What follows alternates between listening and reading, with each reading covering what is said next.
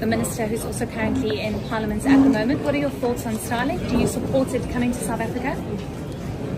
Well, Starlink, as you know, is a subsidiary of SpaceX, Elon Musk's company, who is developing these low-orbit satellites to enhance connectivity, particularly in rural areas and in areas that are not easily accessible by your mobile telephone companies. So that is the business model that he has put up. Now, many people believe that we went to Washington to discuss Starlink. That is not so.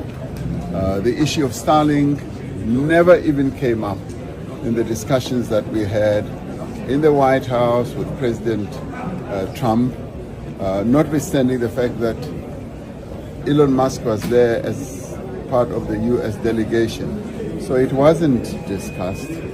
The process of having low orbit satellites providing Wi-Fi and internet connectivity is known in South Africa. We've been through that.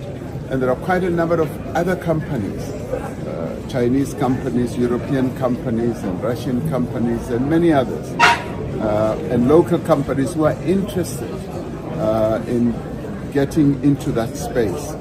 So people tend to focus on one company only, and yet we've got a plethora of companies that would want to get into this space. So the environment to enhance or enable investment to happen in that space is precisely what needs to be properly crafted, properly permitted to enable that to happen. So the process that the Minister has unleashed is a process that is going to elicit a lot of comment from the public, from various key stakeholders, including current role players in the sector.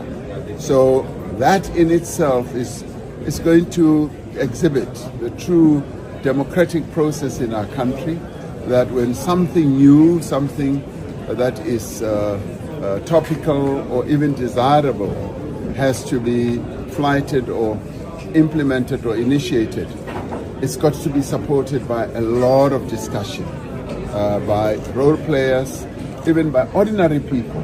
So this is what is good about our country.